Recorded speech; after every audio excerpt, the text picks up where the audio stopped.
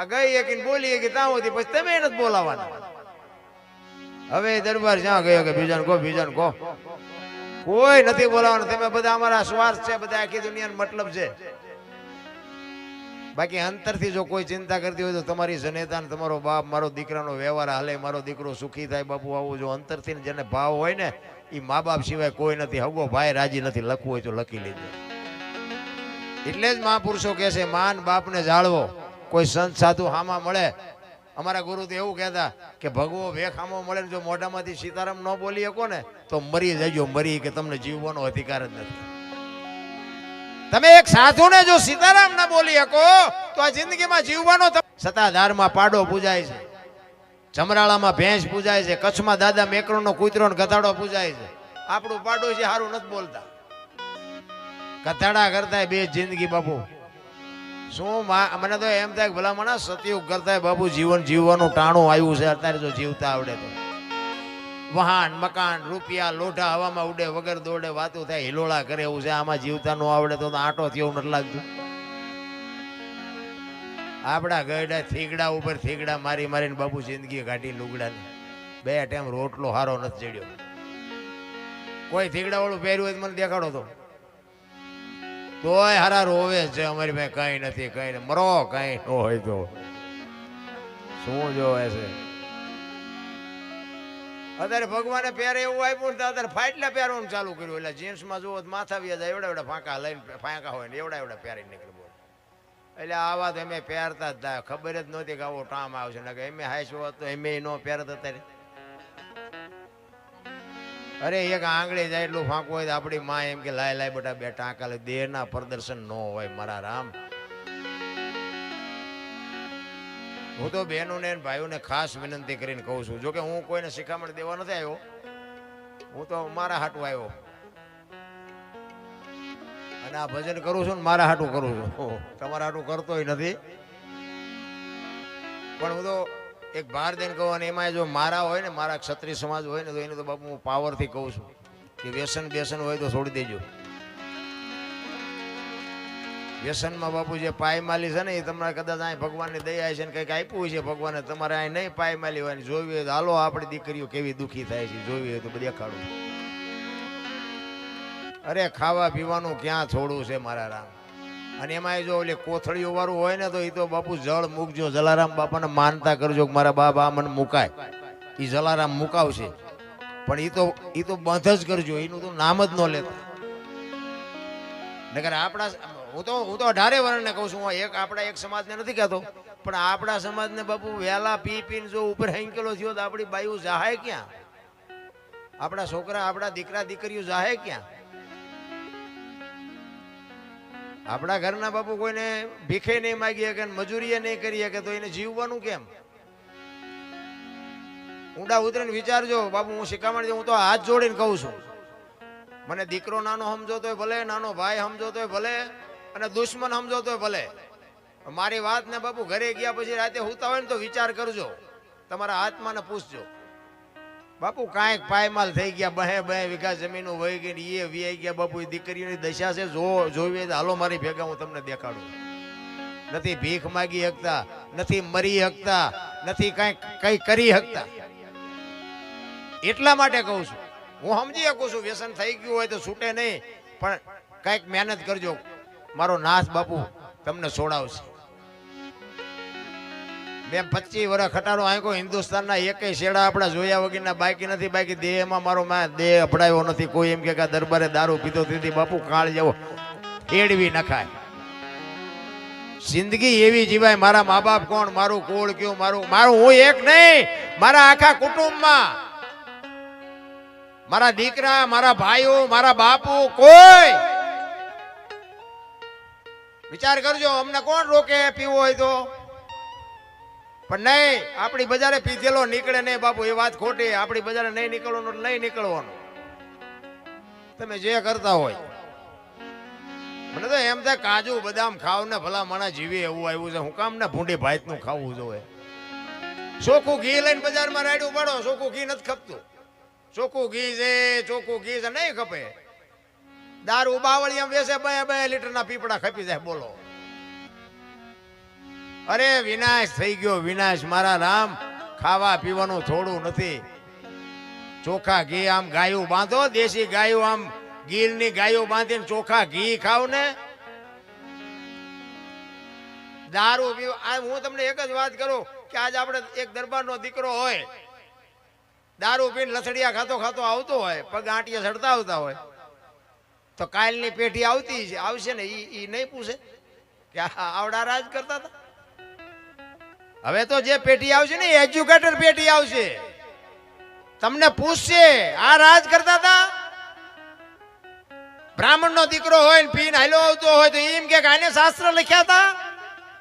હવે ની પેઢી આવશે ને દિવાળી મૂકી દે મારા રામ, આ શાસ્ત્ર બાસ્ત્ર ગીતા રામાયણ કાંઈ હોય જ નહીં. આ લખી જ ન કે પોતાનું દેહ નો સંભાળી શકે, એ શું લખતા છે? દરબારનો દીકરો એ કે પોતે પોતાનું શરીર નો સંભાળી શકે, ઈ રજવાડા હાંકતા હતા, ઈ દુનિયાનું હેન્ડલિંગ કરતા હતા. શું તમે જવાબ દો? અરે બાપુ, ખુમારી સમાજની ખુમારી હોવી જોઈએ. હું કોણ છું? અમારા ગામમાં સુરેન્દ્રનગરમાં બનેલો દાખલો તમને કહું. મારે મકાનનું કામ હાલતું હતું અને હું એક ઇલેક્ટ્રિકની દુકાને લાઇટ ફિટિંગનો સામાન લેવા. આ બનેલી હકીકત, આ કોઈ જોક્સ બોક્સ નથી. ઇલેક્ટ્રિકનો સામાન લેવાનો હતો અને મને એ કારીગર હતો ને એને કીધું મને કે બાપુ આટલી સ્વિચ ને આટલો વાયર ને આટલું આ ફલાણું ઢુકડું ને આટલું ઘટે છે, તમે લઈ આવો ને. હું સુરેન્દ્રનગર આવ્યો બાઇક લઈને અને ઓલાને કીધું, મેં કહ્યું ભાઈ તું આટલી વસ્તુ આપ. એને મને વસ્તુ આપી. હવે વસ્તુ મેં થેલીમાં લઈ અને મોટરસાઇકલ હારે હું બાંધતો હતો. એ બાંધી અને હું હાલતો થઈ ગયો. એને માગવાના ભૂલી ગયો, હું દેવાના ભૂલી ગયો પૈસા. હું વયો ગયો ને હું 3 કિલોમીટર ગયો છું ને મને યાદ આવ્યું, મેં મારું હળવું પૈસા મેં નો આપ્યા ઓલાને. પણ કીધું કાંઈ વાંધો નહીં, કાલ પમદી આવીશ ને મેં આપી દઈશ. વાત વિસરી ગઈ. 15 દી વી ગયા, મહિનો વી ગયો, મને ભૂલાઈ જ ગયું, મગજમાંથી જતું. એના તો ખબર જ નહોતી. પછી કંઈક માલ મકાનનું કામ હાવ પૂરું થવા આવ્યું ને એમાં કંઈક થોડોક માલ ઘટતો હતો ને મને કીધું, મને કે બાપુ આટલું 1-2-4 સ્વીચો ઘટે છે, તમે લઈ આવો ને. અને લેવા ગયો એ દુકાને, ત્યાં મને લાઈટ થઈ. મેં કીધું તેદી વસ્તુ લેવા આવ્યો, તેદી હારી રહી ગઈ હતી અને મને યાદ આવ્યું. એટલે મેં કીધું શેઠ એક દી હું તમારી અહીંયા વસ્તુ લઈ ગયો ત્યાં, મેં કીધું પૈસા કીધું કંઈક તમને દેવાના બાકી રહી ગયા.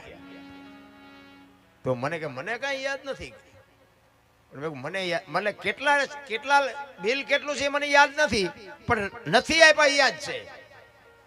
તો કે તમને યાદ હોય તો ભલે ભાઈ, મને કઈ યાદ નથી. એટલે મેં એને 500 રૂપિયા આપ્યા. મેં કીધું કંઈક 300-350 આસપાસ એવું કંઈક હતું, પણ આલ્યો રાખો 500 રૂપિયા.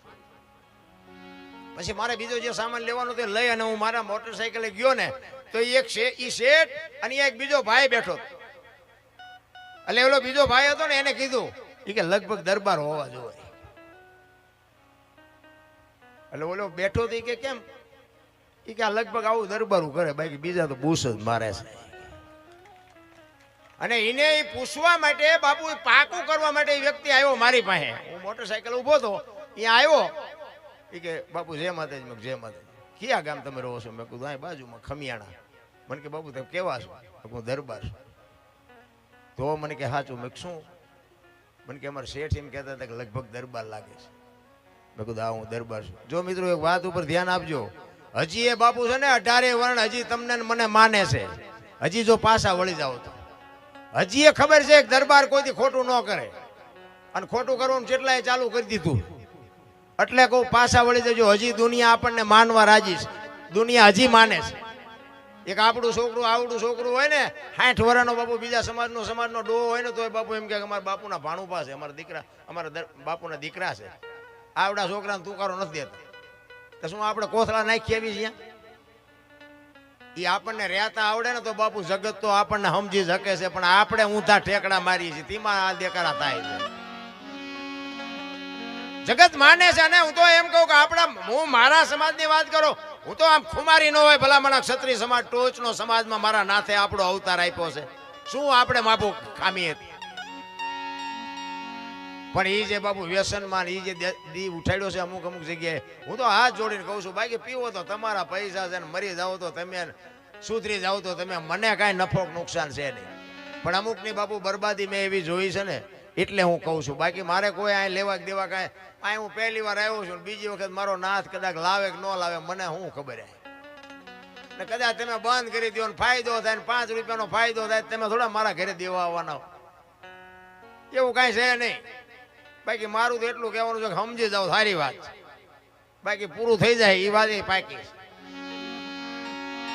જલારામ બાપાનો સાનિધ્યમાં આપણે બધા બેઠા છીએ.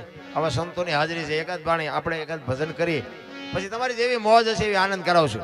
કારણ કે મેં હમણાં કીધું એમ પેટી આવે ને હાજે હાથમાં ત્યાં બધું ચાર્જિંગ થઈ જાય. બાકી ભાઈ હમણાં અહીંથી હાલતા થશું ને તો એ ગાડીમાં ઓલું કૂતરું વાંય પડ્યું એમ પડી આવીશું. પણ અમને કંઈક અમારા ગુરુને અમારા કૃપા માતા પિતાની કૃપાથી કંઈક મળ્યું છે ને તો અમને દુનિયાના છેડે બોલાવે છે. હું એમ કહું છું કે એવું કંઈક જીવન જીવો કે જગત તમને યાદ કરે, મર્યા પછી યાદ કરે. આ જલા બાપા આપણે જ્યાં ભાર્યા કોઈએ શું કામ યાદ કરવા પડે? એના માતા પિતાએ કંઈક સંસ્કાર તો આપ્યા જ છે ને, કંઈક આ દુનિયામાં બાપુ રોટલો દેવાનું ઉજાડ્યું છે.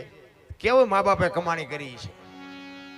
અત્યારે ભગવાને આપ્યું છે આપવામાં બાકી નથી રાખી, માગણા આવે તમે ડેલી વાડી કરે. હવે આપણું ઘર ફાડીને લઈ જવાનું હોય. ગામડામાં તો કઈ કઈ સિટીમાં તો ઓલા બંગલા હે બાપા કંઈક દો, હે બાપા કંઈક દો, આગળ જા આગળ, આગળ જા આગળ. હવે આગળ ઠેઠ સુધી તારા જેવા છે, ક્યાં જાય? ખબર જ નથી ભૂખ ની ભલામણ. એને નહીં તો દવાખાને દેવા જવું પડશે. તમે જો રોગ નથી હાલી મળ્યા. કરોડપતિના દીકરા હોય તો 8 દી 8 દી બીપી મપાવતા હોય. ડોક્ટર એક જ વાત કરે દાળ ભાત સિવાય કઈ ખાધું જ મર્યો. શું કરવા પૈસાના? કઈ છે જ નહીં ભલામણ. હળવા ફૂલ થઈને જો મજા આવે જીવવાની. શરીરની જે કૃપા છે આપણા ગઢાય છે ને બાપુ, આધાર જે વિજ્ઞાન છે ને, વિજ્ઞાનને માનવું પડે. આપણે વિજ્ઞાન હારે છીએ એટલે ક્યાં જવું? ને કા વિજ્ઞાને જે રોગ ઘાલ્યા છે ને, હું તો જાહેરમાં કહું છું કે આ વિજ્ઞાને જ બાપુ દી ઉઠાડ્યો. આ પંખા લાઈટો જે કઈ ફ્રીજ ને આ જે કઈ ટીવી બીવી મોબાઈલ જે કઈ હોય બધું આ હું વિરોધ કરું તોય હું રાખું છું. લ્યો શું કરવું? હારે સી ક્યાં જવું? બાકી આ નુકસાની ને જ કર્યું છે. ને કે આપણે ખેતી કરતા હોય ખબર હોય, આપણે ખેતીમાં આપણા બાપા બળદિયા વાવણી કરતા હોય અને બપોરે બળદિયાને પાણી પાય તો એ આમ તલાવડું ભર્યું હોય એમાં બળદિયા પીતા હોય ને આપણા બાપા પીતા હોય. બાપુ કોઈ દી રોગ થયો? હા, તનું વિજ્ઞાન કે ફિલ્ટરનું પીવો ને ફ્રીજનું પીવો ને બાટલાનું પીવો ને પૂંછડાનું પીવો, પીવો મરો. કાંઈ વિજ્ઞાન હતું જ નહીં. કોઈ બાપુ બધા કદાચ કચરો હોય તો આપણી બેનું દીકરીઓ ગળનું મૂકીને ગળણુંથી ગળી નાખે. બાકી કોઈ ફિલ્ટર નહોતું. ખાડમાંથી ભેંસું ને માણા બધું ભેગું જ પીતું. કાંઈ રોગ થયા હોય મને કયો? આવળ બાવળના બાપુ દાંતણ કરતા હતા, ઠેઠ સુધી સણ્યા ને શેરડી કકડાવતા. અત્યારે કે કોલગેટ વાપરો, સિબાકા વાપરો થઈ જાય ગબિયું જેવા મોટા. વિજ્ઞાન તો બાપુ દીવ. આ લાઈટ આંખું આવતી હતી, આમાં આવી હોય ને ખબર હોય, નો આવતી નો આવી હોય ને નો ખબર હોય. આંખું આવતી હતી, કેવી આવતી હતી? અને આંખું આવી ને ત્યાં સુધી બાપુ નંબરે નો આવ્યા ને મોતી નો આવ્યા ને કઈ નો આવ્યો. આ હેલોજનો હજી કે 5 બીજી લગાડો, હજી બીજી 10 અંધારું પડે છે, લગાડો, જાઓ મોતી ઉતરાવા. અહીંયા લેન લાગી. બોલો વિજ્ઞાન ખોટું છે એવું મારે કાંઈ ફેર નથી પડતો. પણ આ બધું આવ્યા ને પછી જ બાપુ આ રોગ આવ્યા. એક દૂધ હોય, આપણું દૂધ હોય, એ દૂધનો ટાઈમ થાય ને એટલે દૂધ બગડી જાય ને બગડી જ જવા દેવાય. આ ફ્રીજ આવ્યું એ કે આ દૂધને બકાલું બગડવા ન દે. હવે એની ડેટ વહી જાય પછી તમે એમાં રાખો, ભલે તમને લાગે કમ્પ્લીટ જ, પણ એને શું હોય એને કર્યું શું હોય છે બગડવા નહીં દીધું હોય? કુદરતે જે બનાવ્યું, પ્રકૃતિના નિયમ પ્રમાણે જે બન્યું હોય ને એના સમય પ્રમાણે એને બગડી જ જવું પડે. બગડી જાય તો જ સારું લાગે. બાકી બાપુ વિજ્ઞાન તો દી ઉઠાડી દીધું. એમાં બાકી હતી મોબાઈલ આવ્યા.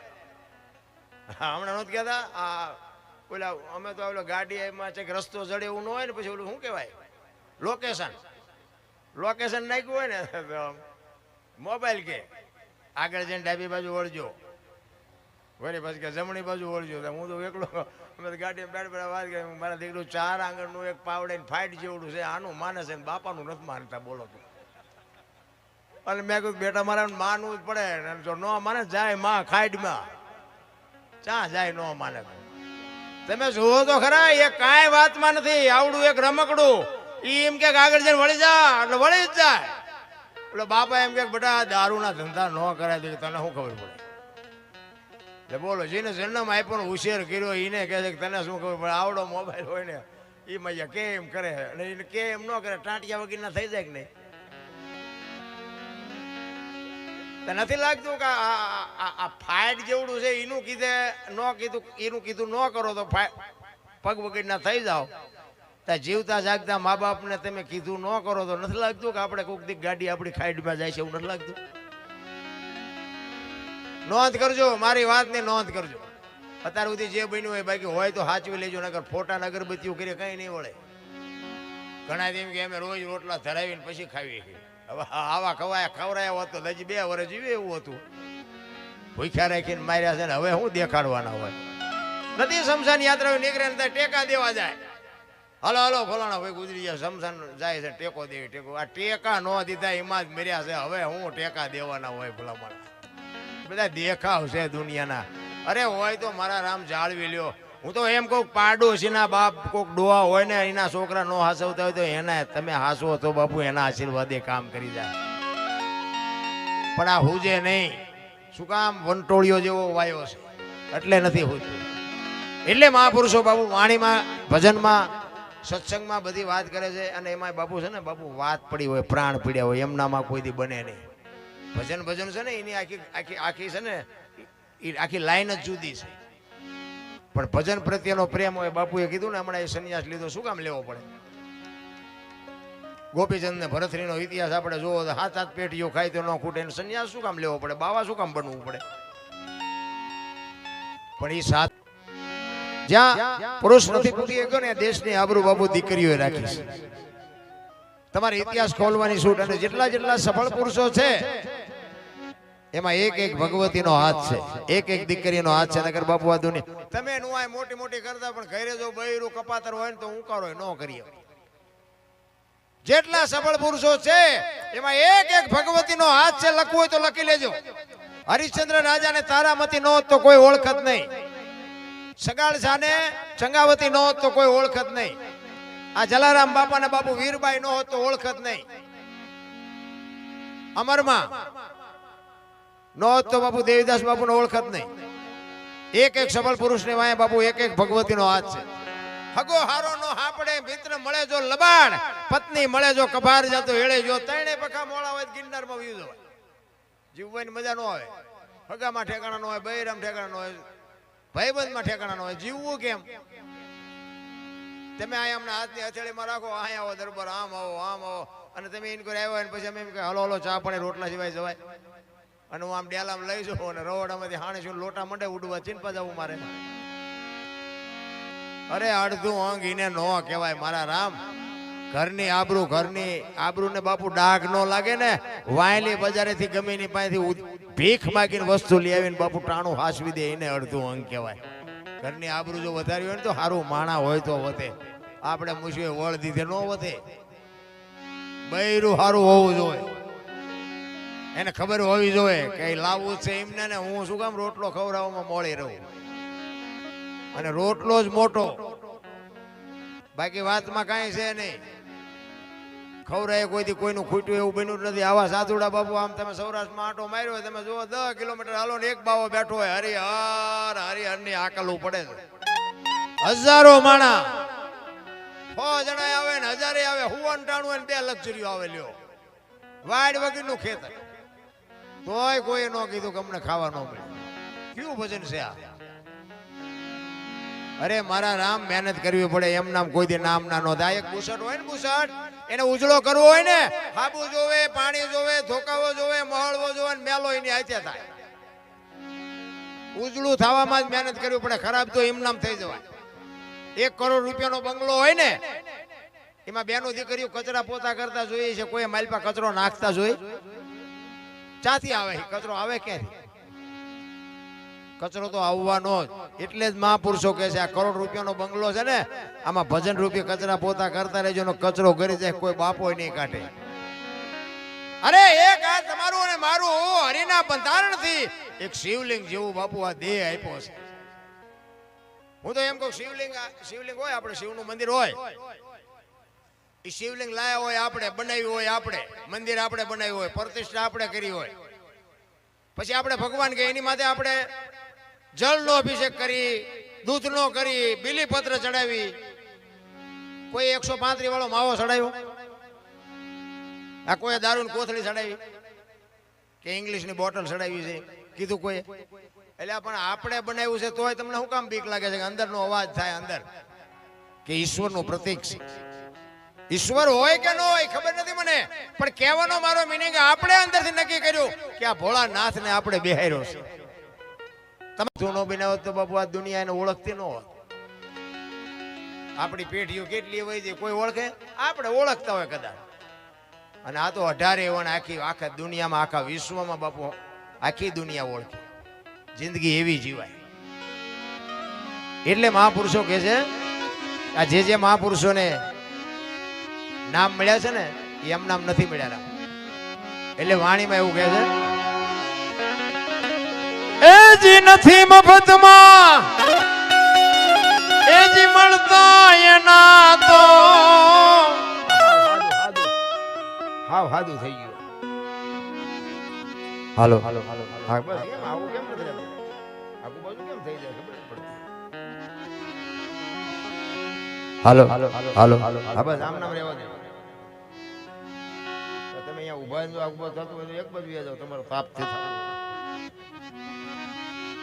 ચાલો ન કઈ કરતા જેવી રીતે આ બસ આદર છે એમને રહેવા દે.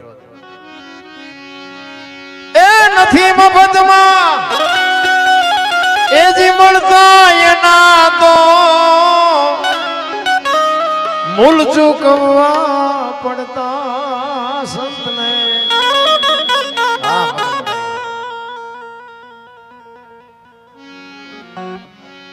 સોરાયના ઉજાગરા હોય પછી આવું સાઉન્ડ ભટકાય તમારે તમને શું દેવું? અને સાઉન્ડ એક જ હોય ને બીજા નગર નો કે તારું સાઉન્ડ એક જ લઈ લે. આથી જે હોય હું અહીં કહું શું